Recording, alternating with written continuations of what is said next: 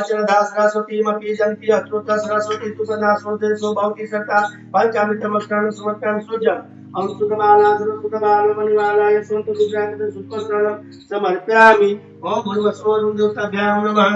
अच्छा सुता वस्त्रम ते आत्मनियम जलम समर्पयामि। वस्त्र दीजिए एक बार जल दीजिए।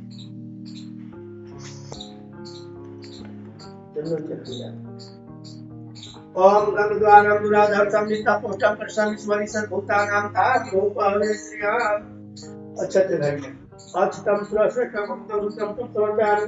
पुष्प चलाइए ओम पुष्पाणि मल्यानि सुगंधानि पुष्पाणि उद्यार्थम समर्पयामि। सिंदूर चलाइए ओम सिंदूरम समागम सुवर्णम सुतम कांतम च सिंदूरम समर्पयामि। ओम ब्राह्मणं कुमासे बाहुराजं नाकृता मुदस्य दस्य परमाणु सुतो अजायत धूपं दर्शयामि हाधुर्य हंसपक्षामनम्। ओम नाभ्यायासि संतृक्षं सिद्धो धौतमवतता परमाणु दिशा सुता तथा लोकाकल्पन्यम्। ओम हिरण्यगर्भास्य भूतस्य जातपतिनि दक्षिणं समर्पयामि। ओम इदमहे गोंगामे पर्जन्यमे अस्तुता शरीर गोंगा सर्वं स्वतयात्मसनि प्रजासनि पशुसनि लोकसंग भयासनि अग्निं पर्जनं बहुलां में परिवेशम आस्मसुधान सुहा। जल से बोले घेर करले गर्भासा होता काटपुट परिपिता महाराज कुल में पस में बरदो भवा पस में बरदो भव ओम जगी न जगमय जनता देवतानि धर्माणि कुसंज्ञा संयते नाक महिमान सजत प्रजत कुल में सद्या शांति देवानना सुसंजता का भगवान च पुस्तक में तत्यागम परमेश्वर मंत्र पुष्पादिकं समर्पयामि। प्रदक्षिणा इस तरह से यानी काली चापा पारी जन्मांतर काली चापानी समाधि प्रदक्षिणा पदे पदे प्रदक्षिणा पदे पदे एक काटना ब्रह्मा मुरारे त्रिपुरा तकारे भानु ससे भूमि सुतो बुदाच गुरु च शुक्रा सविराव केत्वा सर्वे ग्रह शांतिकरा भवन्तु सर्वे ग्रह शांतिकरा भवन्तु। ध्यानार्थे पुष्पाणि समर्पयामि प्रार्थनापूर्वकं कीर्तनं नमस्करोमि। शंख चक्रम सकरीच कुंडलम सपित्रवात्रम सरसैरुयक्षरम सहारवक्षकौतुकं नमामि विष्णु शीर्षा चतुर्भुजं। ध्यानार्थे पुष्पाणि समर्पयामि विष्णुवे नमः विष्णुवे नमः। ओम पंचदश सरस्वतीमपि जन्ति अस्तुतं देशो भवति सत्तः पंचामृतमष्टान्नं समर्पयामि। शंख पुस्तक पर जल छोड़ दीजिए। ओम शंखाय नमः ओम गरुडाय नमः ओम चक्राय नमः नमो वदति नित्यं पवित्रं पापनाशं तुभ्यं वदतं तिलकं दशीर्षाम। सेवंतिका कुलचंपक पाटल जय पुण्य गयाधिकर बिल्वर साल पुष्प बिल्व प्रभाल तुलसी दल मंजरी भी त्वं पूजयामि जगदीश्वरं प्रसीदं सुगंध वल्ले चित्रपट जाते सुवर्ण चंपा बगलोदवानि गृहान देवी समर्पितानि प्रभु हरे श्री तुलसी दलानि प्रभु हरे श्री तुलसी दलानि। ओम ब्राह्मणं मुखमासे बाहुराजनाथिता ओम तदसय सप्तमं सुद्रोजायता। ओम नाभ्यायासि दंतरिक्षकं सिद्धो दौसमवतता परमाणु दिशा सुता तालोकाकल्पं असुठिता। ओम नाभ्यायासि दंतरिक्षकं सिद्धो दौसमवतता परमाणु दिशा सुता तालोकाकल्पं। भगवान की सबसे प्रिय चीज तो है जब उसने बाबू कथा में सुनिएगा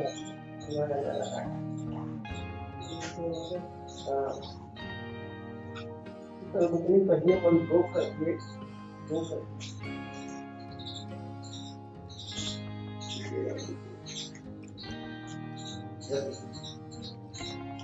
जल से लीजिए इस बात नैवेद्यं आत्मनियम जलम समर्पयामि।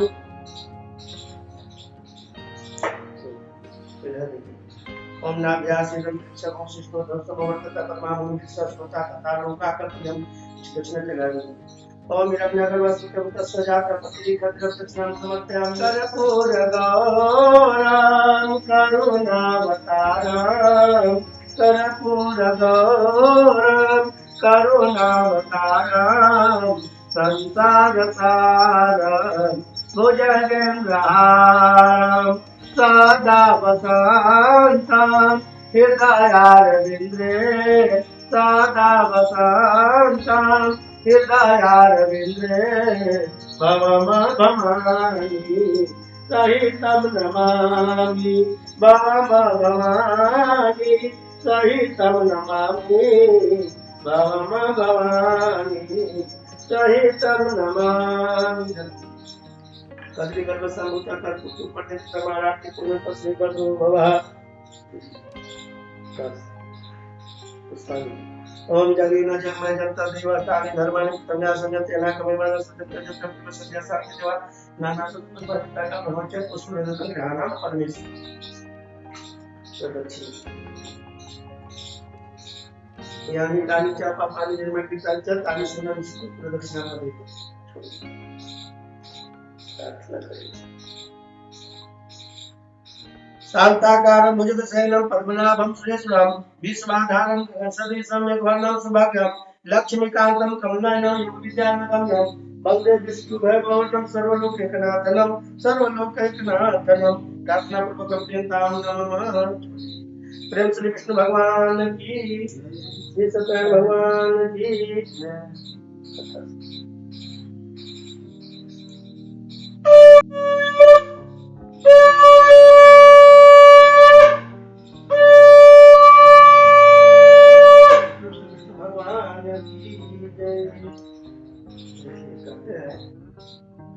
एकदा मन्य सर्वे सर्वलोकिते रता सुरेमि नैमि सारणे गोष्ठिं चक्रममामन्त दन्ति महातेजस्याभ्यासी सो महायज्ञा सुता शिष्य करना सुता समय को हरियत्मन सुता। कहते हैं कि एक समय समस्त प्राणियों के बीच चाहे 88,000 महात्मा ने एक सभा का स्थान था उत्तर प्रदेश में नैमी सागर जगह।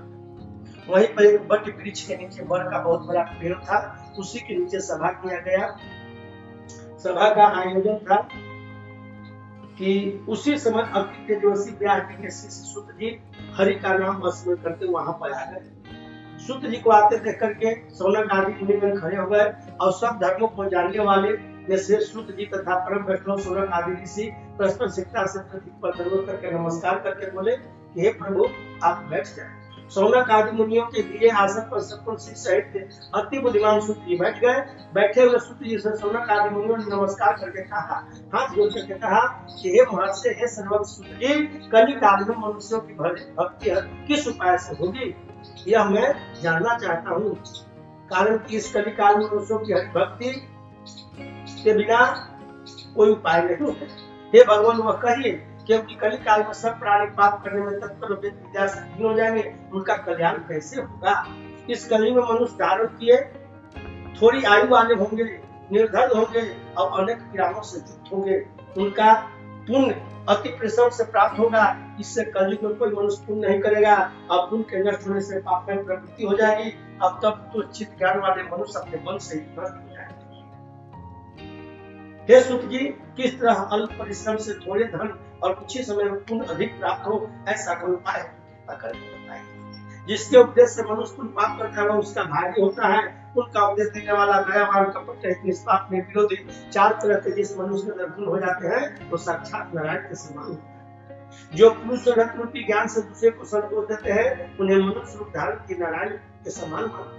कहते हे महामत, ऐसा कौन सा व्रत है जिसको करने से मनवांछित फल की प्राप्ति हो, यह हम लोगों को सुनने की इच्छा है। हे मुनि श्रेष्ठ, आप वेद में जान के ज्ञाता है, आप जैसा दूसरा वक्ता को भी दिखाई नहीं देता, क्योंकि आप श्री वेद व्यास के शिष्य भी हो। सूत जी बोले कि हे मुनि श्रेष्ठ, तुम धन हो और तुम ही वैष्णव में अग्रगण्य हो, कारण कि सब प्राणियों का तुम सदैव ही चाहते हो। हे सुनो, मैं आपसे उत्तम भक्त को कहूंगा जिस भक्त को लक्ष्मीपति भगवान से नारद जी ने पूछा था, वही कथा मैं आप लोग से कहूंगा। अब तक प्रथम अध्याय समाप्त हुआ। प्रेम श्री विष्णु भगवान की जय, वृंदावन बिहारी लाल की जय।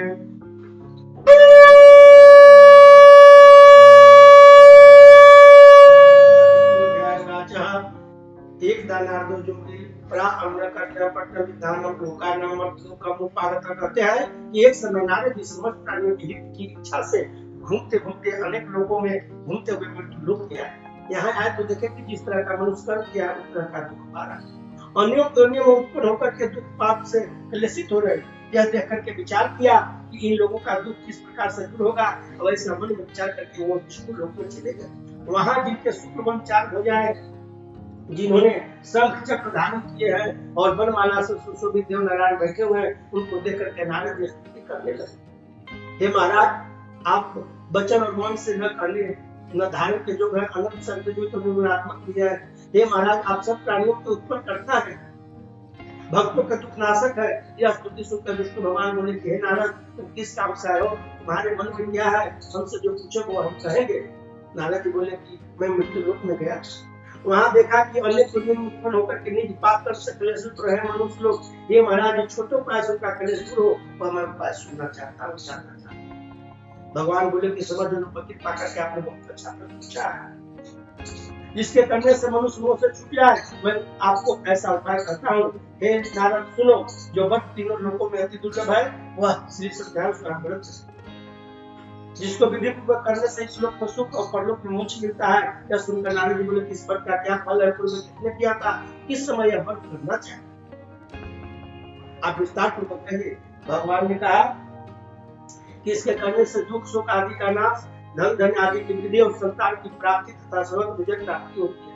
इस व्रत में मनुष्य भक्ति से श्रद्धा किसी भी दिन, इसके लिए अमावस्या पूर्णिमा यात्रा की भी कोई आवश्यकता नहीं, किसी भी दिन कर सकते हैं। किसी भी दिन सायकाल में सत्यनारायण की पूजा करें और भाई बंधु तथा ब्राह्मणों के साथ धन युक्त सवा से उत्तम नैवेद्य का भोग लगाएं। केले का फल, घी, दूध, गेहूं का चूर्ण, अगर गेहूं का चूर्ण न हो तो चावल का चूर्ण अथवा खाद मिला करके 1.25 पाव अथवा 1.25 सेर के हिसाब से अपने शक्ति के अनुसार भगवान का नैवेद्य लगावे और बांधवों के साथ कथा सुनने के ब्राह्मणों को दक्षिणा दे और श्री सत्यनारायण के प्रसाद को अपने भाई बंधुओं के साथ खाकर रात्रि में ऋषि इत्यादि करे और श्रोतागण सत्यनारायण का आचमन करते हुए अपने घर जाए।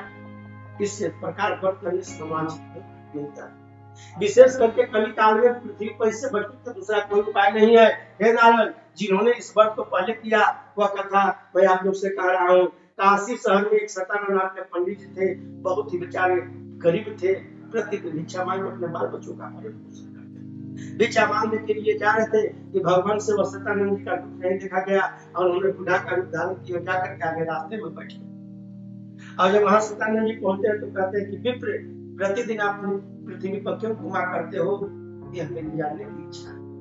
कहते हैं सतानंद जी, क्यों पूछते हो बाबा, मैं तो अत्यंत दरिद्र हूँ, गरीब हूँ, प्रतिदिन भिक्षा मांग करके बाल बच्चों का भरण पोषण करता हूँ। अगर मेरी गरीबी दूर होने का कोई उपाय है तो कृपया करके बताइए। कहे कि हाँ उपाय है, आप श्रद्धा से किसी भी दिन से सत्यानुष्ठान का व्रत को करें, आपका मनोकामना। सतानंद पंडित जी मन में प्रतिज्ञा किया कि आज जो भी मुझे भिक्षा मिलेगा उस समय अवश्य श्री सत्यनारायण भगवान का पूजन करूंगा और संकल्प। और भिक्षा मांगने चला गया। सब दिन की अपेक्षा उनको उस दिन अधिक अन्न द्रव्य मिला और बहुत प्रसन्न हुए सत्यानंद पंडित जी और बाजार में जाकर के सुंदर सुंदर केले का फल, घी, गेहूं का चूर्ण सबको लेकर गए। अपने भाइयों के साथ श्री सत्यानंद का व्रत को किया और उसके प्रभाव से दुखों से छूटकर सब संपत्ति से समृद्ध हो गया। व्रत के प्रभाव से सत्यानंद नगर भर में श्रेष्ठ माना जाने लगा और कभी सौ ब्राह्मण हर पहले व्रत करने लगा। भगवान ने कहा कि सत्यानंद द्वारा किया हुआ श्री सत्यानंद का पूजन है, इसको जान के जो मनुष्य करता है और सब पापों से छूट जाता है, मोक्ष को पाता है। इसमें तनिक संदेह की बात नहीं है। अतः द्वितीय अध्याय समाप्त। आपने श्री विष्णु भगवान की जय।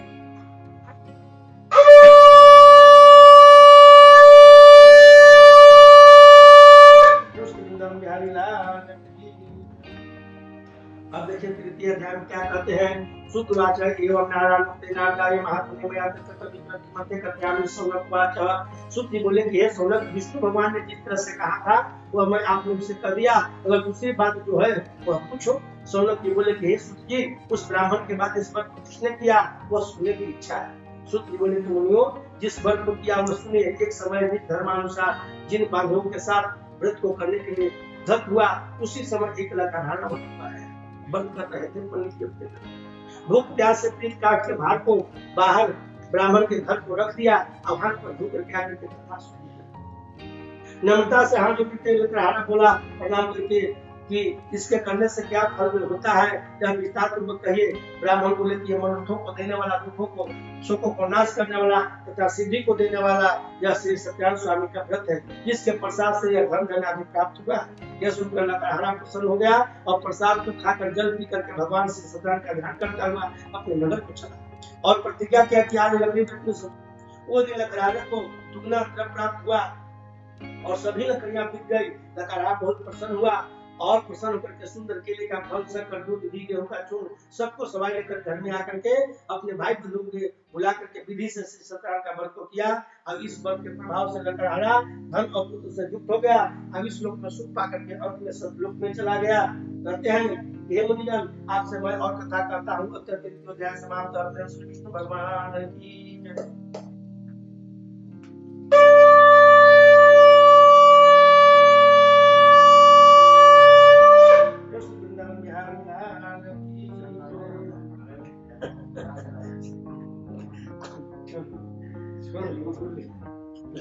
आपको पता नहीं कि आज हम संतोष से स्तुति भाजा तस्य प्रभु राजा जो सदैव देव मंदिर जाया करता और जाकर के वहां भास्कर भगवान को पूजन करके ब्राह्मणों को अपनी शक्ति के दर्शन देकर के सब कुछ किया करता। उसकी कमल के संग में वहां एक बढ़िया व्यापार नदी के रास्ते से नाव से जा रहा है। देखा कि कुछ नदी के तट पर हो रहा है, नदी को नाव में लगा दिया और उतर गया और वहां राजा को व्रत करता हुआ देख मुनिता से पूछने लगा, हे साधु, हे राजन, आप यह क्या करते हैं? वो हमसे कहिए, भक्ति पूर्वक सुनने की मेरी इच्छा है। राजा बोले कि हे साधु, यह अति तेजस्वी विष्णु भगवान का पूजन जो अपने बांधवों के साथ सुख प्राप्ति की इच्छा से किया जाता है। तब बनिया ने नमस्कार करके बोला, हे राजन, इस व्रत को मुझसे कहिए, विधि बताइए, मैं भी करूंगा, कारण कि मेरे को संतान नहीं है। इस व्रत को करने से अगर संतान होती है तो मैं भी व्रत को करूंगा। और विधि जानकर के अपने घर में आकर के अपनी स्त्री के साथ सत्यनारायण व्रत को किया और वह संकल्प किया कि जब मेरे घर में संतान होगी तो मैं फिर न श्री सत्यनारायण व्रत को कथा को श्रवण करूंगा। थोड़े ही समय में उसकी स्त्री लीलावती आनंद चित्त से गर्भवती हो गई और उसने 10वें मास में अति निर्मल कन्या। जैसे शुक्ल पक्ष में चंद्रमा की ज्योति बढ़ती है, उसी तरह प्रतिदिन कन्या विधि को प्राप्त हुई। अपनी स्त्री के साथ बनिया ने कन्या का जागरण करके उसका नाम लीलावती रखा। एक दिन लीलावती अपने स्वामी से मधुर वचन बोली कि पहले आप संकल्प किए थे कि व्रत को करेंगे तो क्यों नहीं कर लेते? साधु बोला, हे प्रिय, जब मैं अपना बच्चे का दुखा करूंगा उसमें व्रत अवश्य करूंगा। अब उसका स्त्री को समझा कर वह बाहर चला गया। इधर लीलावती पिता के घर में पढ़ने लगी। एक दिन धर्मक साधु बनिया ने सखियों के साथ खेलते हुए अपनी लड़की को देखा तो अपने आत्मज्ञान हुआ कि मेरी पुत्री शादी के जोग हो गई है। उसने कलकत्ता शहर में एक दूत को भेजा और वहां से कांचनपुर नामक नगर से एक सुंदर दूत बनिया को लड़के को लेकर के आए और अपने समाज को बुला करके विवाह कर दिया और विवाह के समय भी कथा करना भूल गया।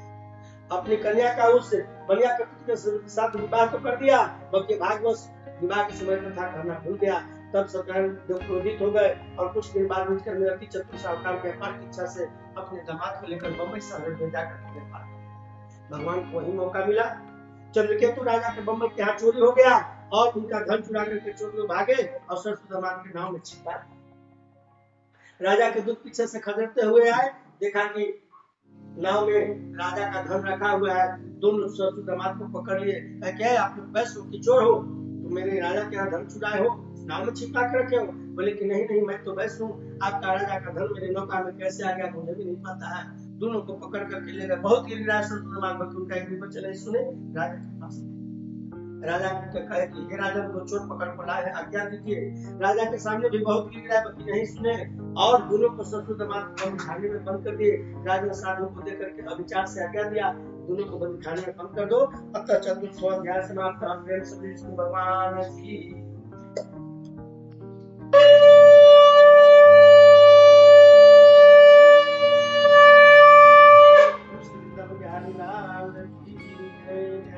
सुतवाच माया सदैव सुन सूच वचन तति वचनय च भीतम संकेतुना।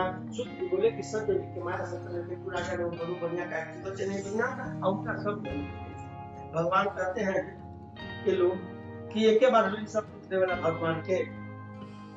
अब उधर सरसू दामाद बंद हो गए बंदी खाने में। इनके घर में यहाँ लाले पड़ गया, उनके चोरी हो गया, खाने के लिए बना। लीलावती अपनी घर में बड़ी दुखी थी कि उसकी पुत्री कलावती एक दिन गांव में घूमने के चली गई। आदि व्याधि से पीड़ित भूख प्यास लीलावती फल की चूखा से घर में घूमने लगी और कलावती कन्या भी घूमने लगी। एक दिन राजा को रात को भूख से दुखी कलावती एक ब्राह्मण के घर पर गई। वहां सत्यनारायण भगवान का देखा। कथा को सुन निज मनोरथ को मांगी और प्रसाद को खाकर रात बीतने पर अपने घर आती है। तब लीलावती की कन्या को धिकारने लगती कि हे पुत्री की रात तक कहाँ थी, तेरे मन में क्या है।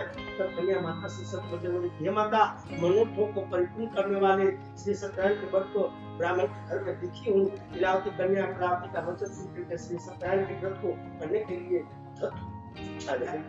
पतिव्रता साधु की प्रिय कन्या से बंधु बांधव के साथ सत्यनारायण को व्रत किया और संकल्प किया कि मेरे पति और मेरे दामाद को आप क्षमा करें। क्षमा करने योग्य सतदेव, हमारे पति और दामाद जल्दी अपने घर आ। मेरे पति और दामाद को अपराध को आप क्षमा करें और योग्य क्षमा कीजिए। इससे सत्यनारायण स्वामी संतुष्ट हो गए और चंद्रकेतु राजा को स्वप्न दिखाया, ये राजन कल सवेरे दोनों सदन बलि को छोड़ देना। ये लोग चोर नहीं है तो मेरा रचा हुआ मिला है, नहीं तो तेरा राज मैं नष्ट कर। जब इस तरह का राजा स्वप्न देखा तो सुबह होते ही अपने मंत्री जनों को बुलाया और बंदी खाने से छुड़ा कर ससुर दामाद को लाया और ला करके दोनों को स्नान ध्यान करवाया, छल कर्म करवाया और जितना धन लिया था उससे अधिक धन देकर के हाथ होकर कहा कि अब हाथ बस मेरे चलते आप लोग को दुख हुआ, अब आप अपने और ससुर दामाद आ सकते हैं, नौका आ सकते हैं। भगवान क्या करते हैं कि पहले ही से वहां बुढ़ा का रूप धारण करके बैठे हुए हैं, देखते हैं कि अभी भी ससुर दामाद के मन में छल कपट है कि क्या। अब पूछते हैं कि महाराज तुम्हारी नाव में क्या है। कहते हैं क्यों पूछते हो बाबा, क्या लेने की इच्छा है। मेरी नाव में तो केवल लता पत्र आदि। भगवान मुस्कुरा कर कहता है कि तेरा वचन सत्य है, तेरी नाव में लता पत्र आदि है, धन सब तो तुझसे में क्या लेना देना। अब कह करके आगे जाकर बैठ गए और जैसे ही लता पत्र आदि नाव में हुआ, नाव जल में ऊपर उठ गया। ससुर दामाद, ससुर तो 70 साल का था कि उसका दामाद नदी में से पानी निकाल कर मुख पर मारा। सो कहा कि व्यर्थ क्यों करते हैं पिताजी, भगवान ने ही श्राप दिया, साधु भगवान के शरण में चले और दोनों आकर के ससुर दामाद साधु के शरण में गए। हे प्रभु आप कौन है। तब भगवान अपना चतुर्भुज रूप दिखाते हैं, दोनों शरण में गिर जाते कहते हैं कि विष्णु शरणं गच्छामि, विष्णु शरणं गच्छामि। हे प्रभु आपके रूप और गुण को तो ब्रह्मा जी भी नहीं जान सकते, तो मैं अज्ञानी मनुष्य कैसे आपको जान सकता हूँ। यथा विस्तार से पूजन होइए, मरने पहले वाला करके भगवान कहे कि कथा अस्तु भगवान से क्या होगा। और सब परमात्मा से अपने नगर को चल दिए। अतः पंचम अध्याय समाप्त। प्रेम श्री विष्णु भगवान की जय।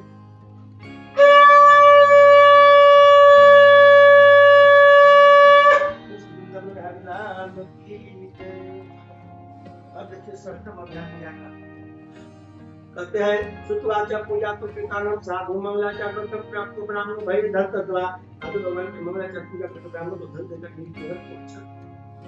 अब वहां से जब अपने नगर की ओर चला तो अपने दूत को कहे सत्यवान कि देखो मेरी रत्नापुरी को, गांव का नाम था रत्नापुरी, कहे कि देखो मेरी रत्नापुरी के जाओ, इष्ट मित्र से कह दो कि व्यापार करते हम लोग आ गए। जाके पति पत्नी को सूचना देंगे, जाके व्यापार। उस समय घर में लीलावती और कलावती से सत्यनारायण का कथा सुनी। लीलावती अपनी पुत्री कलावती से कही कि हे पुत्री, मैं पति दर्शन करने को जाती हूँ, तुम भी शीघ्र व्रत समाप्त करके जल्दी आना। कलावती व्रत को समाप्त कर भगवान का प्रसाद। भगवान कहते हैं तुम सदा सबके कथा श्रवण किया, मेरा प्रसाद ही नहीं याद आदर किया, इसको बहुत बड़ा दंड दिए और उसका पति को नाम के साथ अलक्षित कर दिया। सभी मना लोग हाहाकार करने लगे, मुझे चिल्लाने लगे, पता नहीं किस देवता का अनादर हुआ, अभी तो नौ का जन्म दिखाई क्यों नहीं दे रहा है।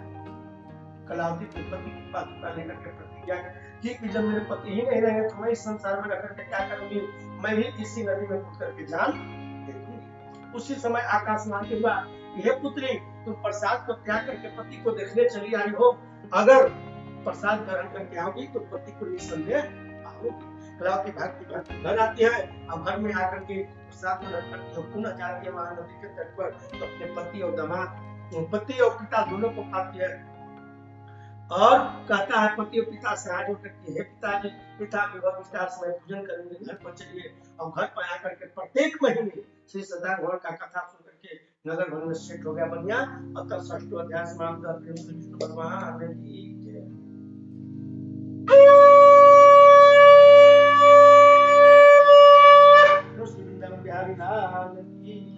अब देखिए सप्तम अध्याय में क्या कहते हैं। कहते हैं श्रुतवाक्य आसित जो राजा प्रजापाल प्रसाद सत्यदेवस्य तय कत्वा तो वापस एक दाबल कत्वा हत्वा बहुविधान प्रत्यम आगत्य मूलंच देशवास तस्य पुत्रं गोपाकवन्तु संतता। सुत जी बोले कि प्रजापालन में तत्पर एक तुम ध्वज नाम के राजा जिसने सत्यदेव को प्रसाद के आगे से एक दिन तुम ध्वज नाम के राजा शिकार करने के लिए वन में निकला, घोड़ा पर सवार हो गया और शिकार करने के लिए वन में निकला। वन में काफी अंदर चला गया, बहुत अंदर चला गया, बाकी राजा को शिकार हाथ। राजा भी थक गया, घोड़ा भी थक गया, जंगल में इधर उधर नजर गया तो देखा कि बहुत बड़ा वन का पेड़ है, सामने आना का वहां पर कुछ भाई लोग बैठे और कुछ घोड़ा वहीं पर गया, घोड़ा को बांध दिया, आसन लगाया, सो गया। वहां पर ग्वाल बाल सतयुग में आप लोग को ग्वाल बाल से प्रसिद्ध किया, ग्वाला का तो सतयुग की बात है। सत्यनारायण भगवान का नाम क्यों पड़ा? सत्य माने सतयुग, नारायण माने भगवान। सर्वप्रथम सतयुग में सत्यनारायण माने कथा प्रारंभ हुआ, इसलिए इसका नाम पड़ा सत्यनारायण। तो वहां कथा हो रहा था, राजा गया और जाकर के आसन लगा के सो गया। जब ग्वाला लोग प्रसाद लेने करके गए कथा समाप्त के बाद, कहा पता नहीं तुम लोग क्या करो, ले जाओ, मुझे प्रसाद नहीं चाहिए। भगवान कहे कि अरे मूर्ख, एक तो कथा हो रहा था तो तू सो रहा, दूसरे प्रसाद को अनादर किया, इसका तुझे बहुत बड़ा क्रम है। राजा के 100 अब उसके घर में एक बीमारी आया और सब कुछ जैसे आदमी मनुष्य गलत करता है तो जानता है कि हम इसको गलत का क्या फल मिलेगा, बल्कि अहंकार की स्वाभिमानी आदमी के है मनुष्य, इसलिए गए कहा हो लगी। राजा ने कहा कि नहीं, मैं भगवान का प्रसाद त्यागा हूं, इसीलिए मुझे जब कुछ मिलेगा मैं वहीं जाऊंगा जहां कथा हो रहा था। एक पुष्प बीतने के बाद और फिर आकर के वहां कब द्वापर में आकर के अहिर भाइयों के साथ बैठ करके वह श्री सत्यनारायण हमको कथा को सुना और कथा को सुन करके धन अपूर्व से टूट गया और अपूर्व से। अब आप अहिर के उपाधि आप लोग को कैसे मिल गया? आप बताइए, हम आपसे पूछे, हम तो कहते ना करें एक तरह का लोग है। जादवे जी का सगरुप दिन जादवे जी ब्राह्मण के दिन ये तो कहिए यार मेरे कहीं सुने ना, तो हम आपसे पूछ रहे हैं कैसे कैसे हो गया।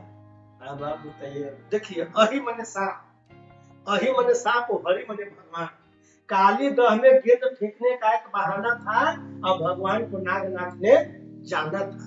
वही नाग को जब नाथे तो उसी समय अहिर की उपाधि हुआ, अहिरो ग्वाला से अहिर आगत द्वापर। और जब लालू जी हमारे कलयुग में नेता बने तो जदुवंशी हो गए, जादव हो गए, शिक्षा की विकास हुआ और जहाँ शिक्षा की विकास होता है वहां आर्थिक का विकास होता है। प्रेम से बोलिए श्री सत्यनारायण भगवान की जय। शर्मा जी के तो आप हम घर के लपेटे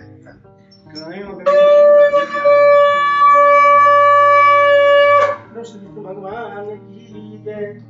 कोई जात किसी विवरण नहीं। चलो दुआ बोला तो अब दुआ यार ऐसी बनाना कृष्ण भगवान के विवरण दिया गया है वाले बात है। ये है तो ये कहता था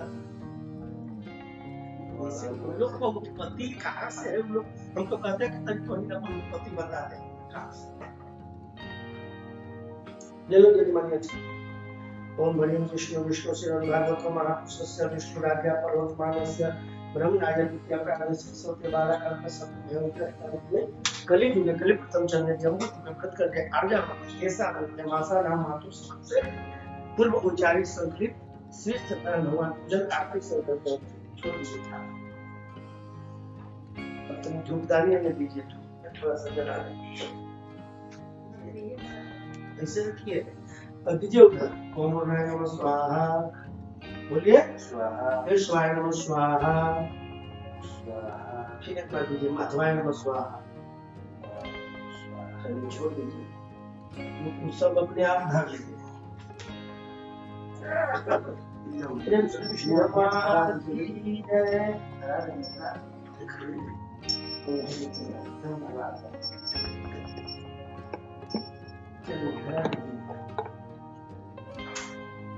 नहीं उपयोग का पूर्व चलिए खराब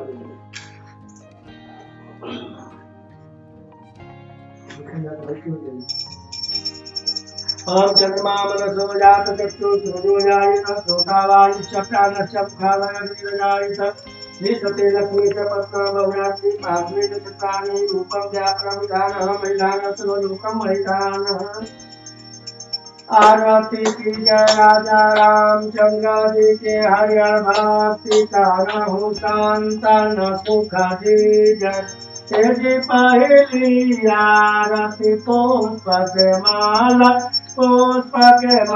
हरिहर पुष्प के माला काली नागनाथ लाई कृष्ण गोपाल हो आरती की जय रामचंद्र जी के हरिहर भक्ति करहु तन सुख दे जय हो तेजी दूसर आरती देव के नंदन हरिहर देव के नंदन भक्ति उबार हो असुर निकंदन हो आरती जय रामचंद्र जी के हरिहर भक्ति करहु संतन सुख दे जय तेजी तीसरयारति त्रिभुवन मोहे त्रिभुवन मोहे गरुड़ सिंहासन राजा रामचंद्र को देहो आरती राजा रामचंद्र जी के हरिहर भक्ति करहु संतन सुख बीज तेजी चौथी आरती चाहो युग पूजा चाहु युग पूजा चाहु युग पूजा चाहु और राम नाम और न पूजाहु आरती राजा रामचंद्र भक्ति करहु संतन सुख जय हो केजी पंचम आरती राम जी के भाग राम जी के भागे हरिहर राम जी के भाग राम जी के नाम सहस्र गुण गावे हो आरती राजा रामचंद्र जी के हरिहर भक्ति करहु संतन सुख बीज तेजी घाटम आरती लक्ष्मण भ्राता आरती उतार कौशल्या माता हो आरती राजा रामचंद्र जी के हरिहर भक्ति करहु संतन सुख बीज तेजी सातम आरती ऐसो की जय हरिहर ऐसो की जय धूप प्रहलाद भगेशन जय तो जय राजा रामचंद्र जी के हरिहर भक्ति करहु संतन सुख बीज तेजी सातम आरती यदि आठम आरती लंका सिधारे हरिहर लंका सिधारे रावण मारि भविष्य तारे हो आरती राजा रामचंद्र जी के हरिहर भक्ति करहु संतन सुख बीज तेजी नवम आरती बावन देवा हरिहर बावन देवा बलि जी के द्वार करे हरि सेवा आरती जय राजा रामचंद्र जी की भक्ति करहु संतन सुख बीज तेजी कंचन थाल कपूर के बाती हरिहर कपूर के बाती जगमग ज्योति जलय सारी राति हो आरती राजा रामचंद्र जी के हरिहर भक्ति करहु संतन सुख बीज जय हो यदि तुलसी के पात्र कंठमल हीरा हरिहर कंठमल हीरा हुलसी कविता कबीरा हो आरती रामचंद्र जी के हरिहर भक्ति करहु संतन सुख बीज तेजी जो राजा राम जी के आरती गावे हरिहर आरती गावे वैसी वैकुंठ परम पद पावे हो भारती जय रामचंद्र जी के हरिहर भक्ति करहु संतन सुख बीज कर्पूर गौरम करुणावतारम कर्पूर गौरम करुणावतारम संसार सारम भुजगेन्द्रहारं सदा वसन्तं हृदयारविन्द्रे सदा वसन्तं हृदयारविन्द्रे भवानी सहितं नमामि तुमेव माता च पिता तुमेव बन्धु च सखा तुमेव विद्या द्रविणं तुमेव सर्वं मम देवदेव। ले लो अपने गमछियों दे दिया दे दिए सब कपड़े का गोली का खा लो।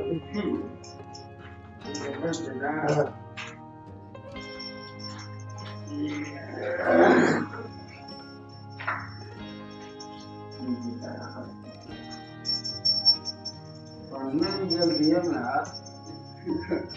ना बाबा जब तुम जाओगे तो खा जाएगा। पंखा लगा देगा अब खत्म करना गर्मी आपको बहुत निकालने को लगा तो मोबाइल में करते हो ना ये सब कुछ दिया पड़ जाता। चलो दिखा के आओ मंदिर पर तो देवरिया के जप चल रहा है। कल एक व्यक्ति फोन किया था कि बाबा कहाँ है तो आज मंदिर हमारे ही कहा कि हम जाप बाबा कर दीजिए फिर हमको समय नहीं मिलेगा हम जा रहे हैं बाहर गए कल वहाँ फिर पैसा दिया पैसा लेकर के आए फिर आपके सब सामान सब खरीदे मेघना जी के फोन किए गंगा जी के फोन किया या तो शुरू करवाइए तो आप लोग कपड़ा बदल दो ना अभी कैसे मन को आने दीजिए तो कहाँ रहता है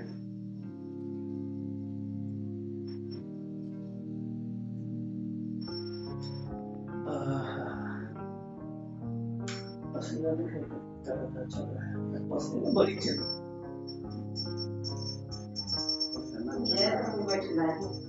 के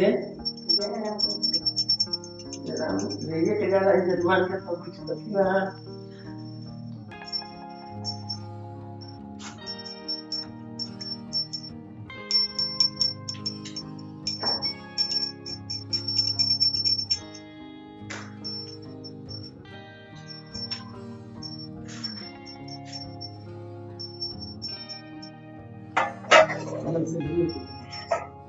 कभी ना बस हाँ इसको हरिया बंदा बना देते हैं हरिया हाँ इस तरह की बाबा खोल करके पैसा देखो ये है पैसा जो है ना एकरा अपने पैसा के सिंदूर लेकर सिंदूर चलो बैठो अपना भाई ना आओ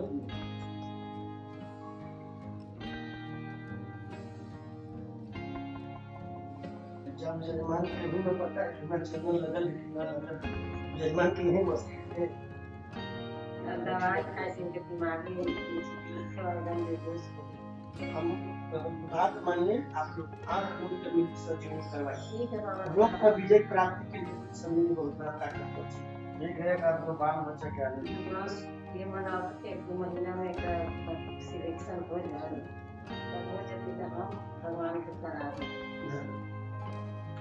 इस तरह से करें क्या दिखाने का पता नहीं हासिल दिला दीजिए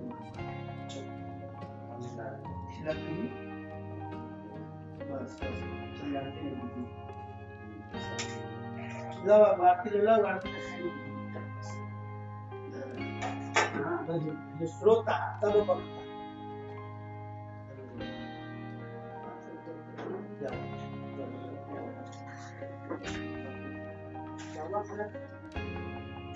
खुला के क्या जरूरी है बस इसमें पढ़ना खुला ही पाएगा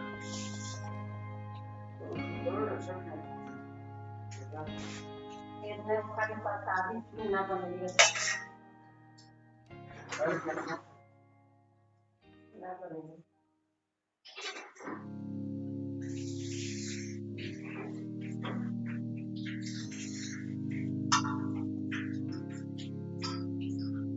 कपड़ा यहाँ सबका शादी हमने दीजिएगा अपने ये लोग सब यार हमने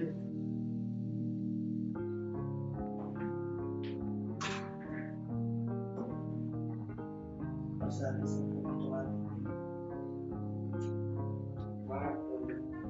हमने दीजिए मेरा उतना ना तो बोल रहा सब ना खाना है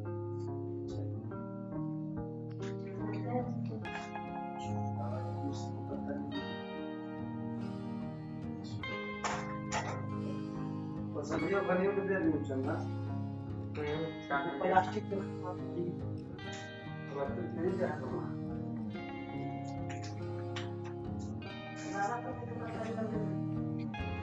अब अपने से यही शुरुआत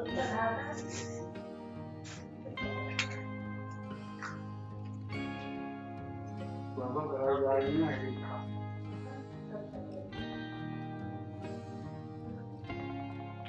चलिए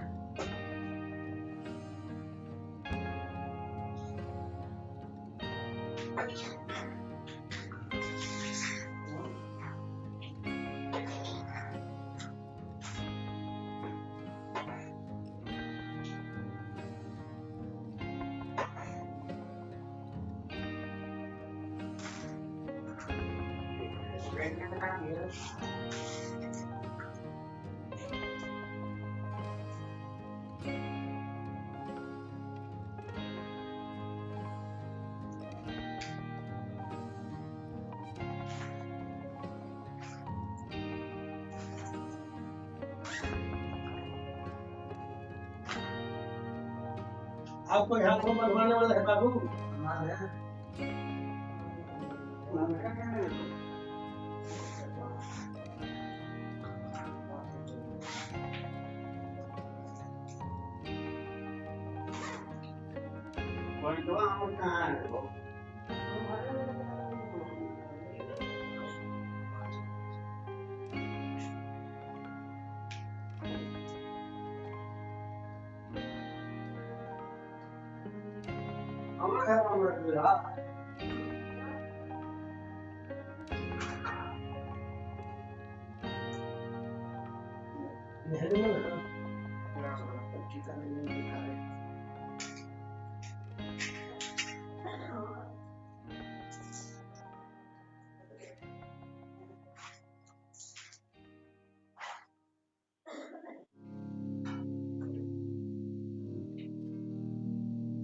चलिए इस सब पर शादी उठा दीजिए बात दीजिएगा